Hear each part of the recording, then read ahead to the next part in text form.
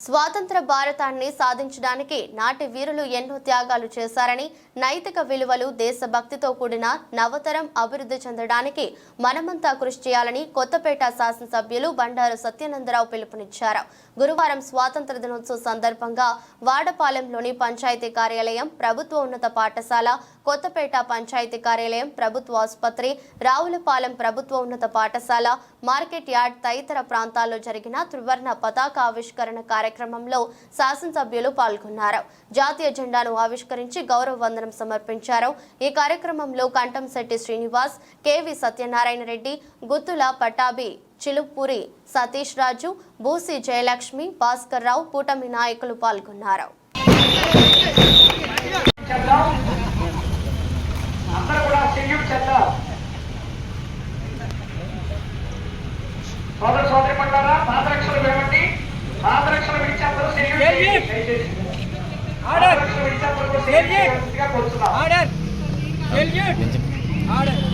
మన ప్రీతమ నాయకులు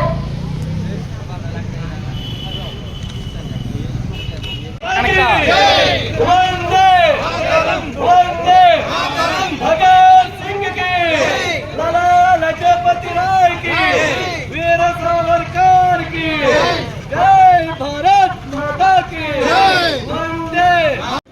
రావులపాలెం జిల్లా పరిషత్ హై స్కూల్లో, గర్ల్స్ హై స్కూల్లో జాతీయ పతాకావిష్కరణ కార్యక్రమానికి నన్ను ఆహ్వానించి ఈ కార్యక్రమంలో పాల్పంచుకునే అవకాశాన్ని కల్పించినటువంటి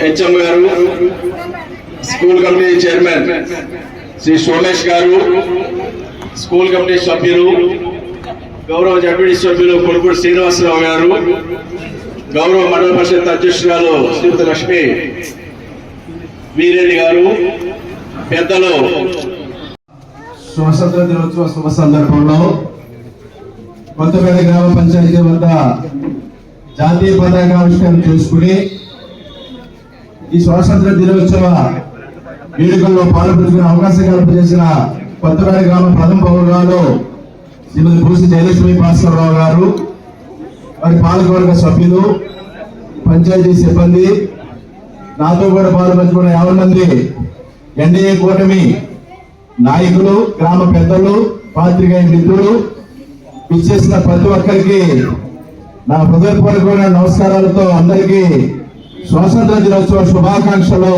తెలియజేసుకుంటూ ఉన్నాను.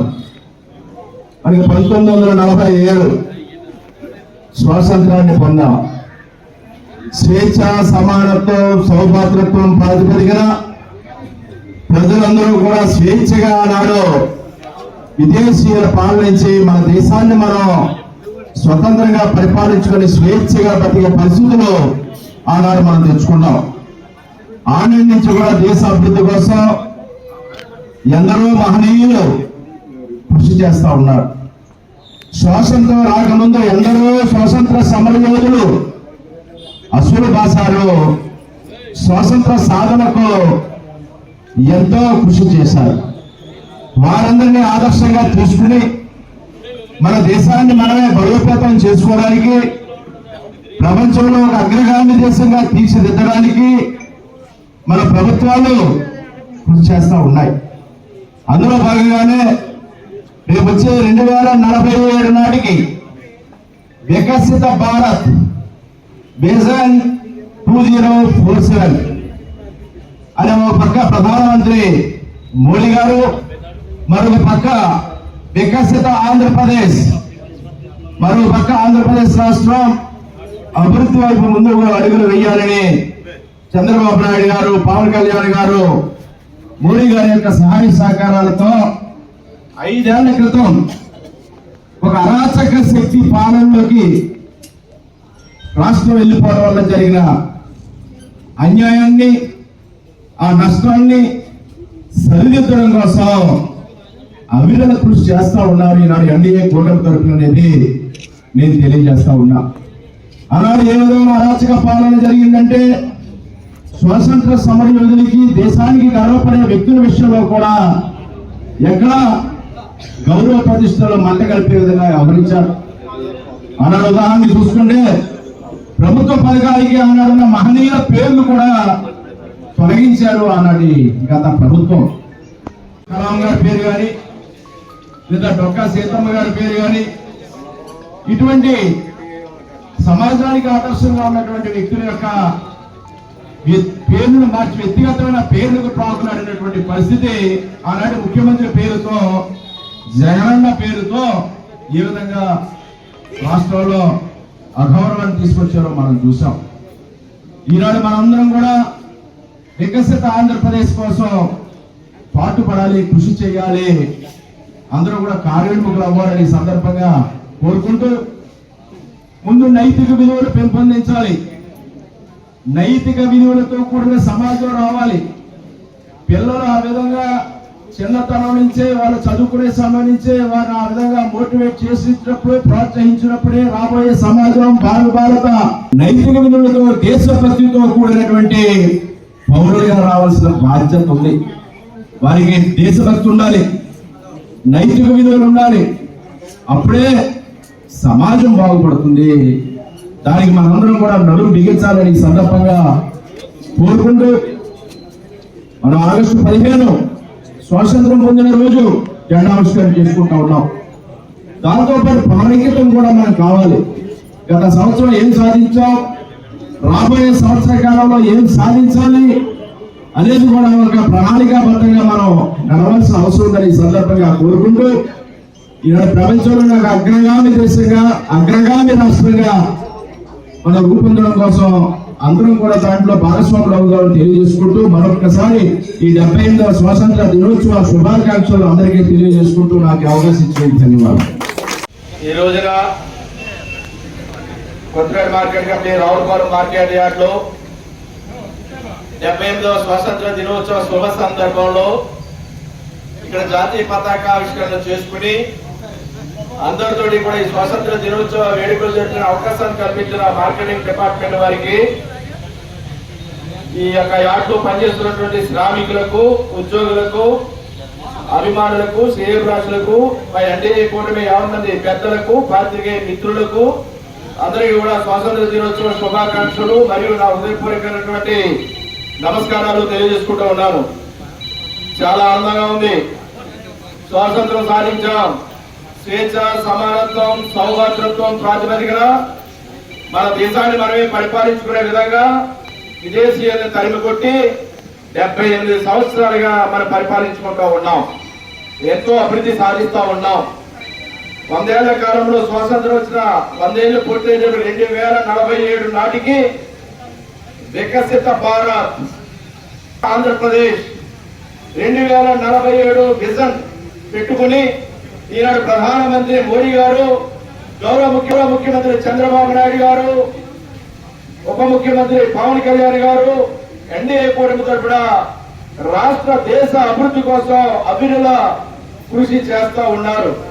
గత 5 ఏళ్ల కాలంలో ఏ విధంగా రాష్ట్రం వెనక్కిపోయింది, ఆ అరాచక రాక్షస పాలనతో ఎంత నష్టపోయామనే విషయాలు మీ అందరికీ తెలియనివి కాదు. అవి చక్కదిద్ది అభివృద్ధి పదం వైపు నడిపించడానికి ఎంతో గురుతరమైన బాధ్యత మన మీద ఉంది. ఈ స్వాతంత్ర దినోత్సవ శుభ సందర్భంలో దేశానికి ఏ విధంగా స్వాతంత్రాన్ని సాధించారో ఆనాడున్న మహానుభావులు, ఆనాడున్న స్వాతంత్ర సమర యోధులు ఎందరో కృషి ఫలితంగా స్వాతంత్రం వచ్చింది. వారిని ఆదర్శంగా తీసుకోవాలి, ముందు ఎండేలా చేసుకోవాలి. అందుకే చంద్రబాబు నాయుడు గారు ఈనాడు మహానుభావులందరినీ కూడా ప్రభుత్వ పథకాలన్నింటినీ కూడా పేర్లు పెట్టడం జరుగుతూ ఉంది. ఆనాడు పెట్టారు గత ముఖ్యమంత్రి గారు. జగనన్న పేరు తప్ప ఇంకో పేరు కనపడిన పరిస్థితి. తల్లికి ఆడబిడ్డైనా విద్యాదీవులైనా ఆయన ఒక్క పేరే. ఈనాడు చంద్రబాబు నాయుడు గారు వచ్చిన తర్వాత, పవన్ కళ్యాణ్ గారు వచ్చిన తర్వాత ఈనాడు ఒక అబ్దుల్ కలాం గారి పేరు, ఒక డొక్కా సీతమ్మ గారి పేరు, ఒక సర్వేపల్లి రాధాకృష్ణ గారి పేరు, లేదా ఒక అంబేద్కర్ గారి పేరు, ఈనాడు మహానుభావులందరినీ కూడా ప్రజలకు ఆదర్శంగా ఉండేలాగా ముందుకు తీసుకురావడానికి అందరికీ కూడా భవిష్యత్ సమాజం ఇంకా బాగుండాలని కోరుకుంటూ ఉన్నారు. అదేవిధంగా రావులపాలెం మార్కెట్ యార్డ్ మీకు తెలుసు ఏ విధంగా ఇది అభివృద్ధి చెందింది. ఆనాడు నేను శాసనసభ్యులుగా ఉమ్మడి రాష్ట్రంలో ఉన్నప్పుడు ఏ విధంగా ఒత్తిళ్లు గురయ్యాం, ఏ విధంగా ఆ యార్డ్ని రెగ్యులేట్ చేశాం, ఏ విధంగా ఈనాడు ఆసియాలో గొప్ప మార్కెట్ యార్డ్గా ఎలా పేరు తెచ్చుకుంది అనేది మీ అందరికీ తెలియదు కాదు. దాన్ని ఇంకా అభివృద్ధి చేసుకోవాలి. మార్కెట్ యార్డ్ ఇంకా అరటికి సరైన ధర వచ్చేలా, గిట్టుబాటు ధర వచ్చేలా ఆలోచన చేయాలి. మన ప్రాంతం అంతా వాణిజ్య పంటలకు నిలయం. ఒక పక్క అరటి, ఒక పక్క కొబ్బరి. దానికి ఫుడ్ ప్రాసెసింగ్ ద్వారా కానీ లేదా వాల్యూ యాడెడ్ చేసే విధంగా కానీ కొన్ని ఇండస్ట్రీస్ కోకోనట్, కొబ్బరి, అరటి బేస్ చేసుకుని కొన్ని సబ్సిడైజ్డ్ ఇండస్ట్రీలు తీసుకురావాలనేది కూడా ఆలోచన ఉంది. దానికి గౌరవ మంత్రివర్గంతో కూడా మాట్లాడటం జరిగింది. భవిష్యత్తులో మన ప్రాంతంలో అరటికి ఇంకా ధర నిలబడేలాగా, రైతు గిట్టుబాటు వచ్చేలాగా, వ్యాపారస్తులు కూడా బాగుండేలాగా ఏ విధంగా చర్యలు తీసుకోవడం ప్రభుత్వంగా తీసుకుంటామని కూడా మనం చేస్తా ఉన్నాను. అలాగే కొబ్బరి కోసం కూడా ప్రయత్నం చేస్తామని నా పేరు పెట్టాం. అది కాకుండా కొబ్బరి ఆధారిత పరిశ్రమలు ఎక్కడో శ్రీకాకుళం జిల్లాలో రణస్థలం దగ్గర ఉండవచ్చని చెప్పారు. కొబ్బరికి సంబంధించి ఎక్కడో కడప జిల్లాలో అరటికి సంబంధించి అరటి ఆధారిత పరిశ్రమలు ఉండవచ్చని చెప్తూ ఉన్నారు. అవసరం అక్కడ కూడా పంపించి చూసి రమ్మని, మన ప్రాంతంలో ఏదైనా ఏర్పాటు చేయడం ద్వారా రైతుకు మేలు కలుగుతుంది అనుకుంటే అవి కూడా ప్రోత్సహిద్దామన్న ఆలోచనలో ఉన్నామని విషయాన్ని కూడా మీకు మనవి చేసుకుంటూ, అదేవిధంగా మార్కెట్ అంటే ఏ సౌకర్యాలు కావాల్సిందా, ఇంకా వెనక రోడ్డు ఒకటి బాగుండేది, వెనక రోడ్డు వేయాలన్నా తెచ్చే వాళ్ళ సైకిల్ అందరూ ఇబ్బంది పడుతున్నారని అది కూడా పెట్టడం జరిగింది. అదేవిధంగా ట్రైన్ కూడా వెళ్ళాలని అంటున్నారు. నీరు నిలబడిపోతుంది. ట్రైన్ అది చాలా ఇంపార్టెంట్ అని చెప్తూ ఉన్నారు. ఆ ట్రైన్ ద్వారా వెనక రోడ్డు మీద దృష్టి పెట్టడం జరుగుతుంది. అదేవిధంగా సర్వీస్ రోడ్డు కూడా మరి మీ అందరూ అనుకూలం చేసుకోవాల్సిన విషయం. అందులో ఎవరు అనుకుంటున్నారో లోపలికి వెళ్ళలేదు, ఇబ్బంది అవుతుందని చాలా మంది తెలియజేస్తూ ఉన్నారు. గతంలో మనం రెగ్యులేట్ చేసుకున్న వాళ్ళు మీ అందరికీ తెలుసు, చాలా రెగ్యులేట్ చేసుకున్న వాళ్ళు. ఆ విషయంలో కూడా మీరందరూ మాట కలుపుకుని అందరికి ఎవరికి ఇబ్బంది లేని రీతిలో యాక్టివిటీ జరిగేలాగా ఆలోచన చేయవలసిన బాధ్యత మీ అందరి మీద ఉంది కూడా తెలియజేసుకుంటూ మరొకసారి నేను వస్తాను. ఏదో ఇష్టం ఉంటే నేను చెప్తాను, కానీ దానికి సంబంధించి నేను ఈ శాసనసభ్యుడిగా మీ కొరకు యాక్ట్ కొరకు ఏం చేయాలి చేయడానికి నేను సంసిద్ధంగా ఉంటాను. ఇక్కడ సౌకర్యాలు మీ అందరికి కావాల్సిన సౌకర్యాలు ప్రభుత్వ పరంగా ఏం సమకూర్చాలో అవన్నీ తప్పనిసరిగా సమకూర్చాలని సందర్భంగా మీకు తెలియజేసుకుంటూ, ఈనాడు జన్మాష్టమి గారు కూడా అదే దాని గురించే వాళ్ళు మాటలు చెప్తారు, మనందరినీ ఉంటుందని. లేదా జెండాల్లో కొట్టు నియోజకవర్గం ఎగరేయచ్చు, స్కూల్ అవి ఇవి సాయంత్రం దాకా ఉంటాయి, కానీ 12 గంటల లోపలనే మనం పూర్తి చేసుకోవాలి. కానీ యాటికి వెళ్ళాలి, ఒకసారి మనం కలుసుకోవాలని మరుగటికి నేను రావడం జరిగింది. మళ్ళా ఒకసారి వస్తాను, సమస్యలు తెలుసుకుంటాను, మరి పరిష్కారాన్ని కృషి చేస్తానని మనం చేసుకుంటూ స్వాతంత్ర దినోత్సవ శుభాకాంక్షలు తెలియజేసుకుంటూ మీ వద్ద సెలవు తీసుకుంటూ ఉన్నాను.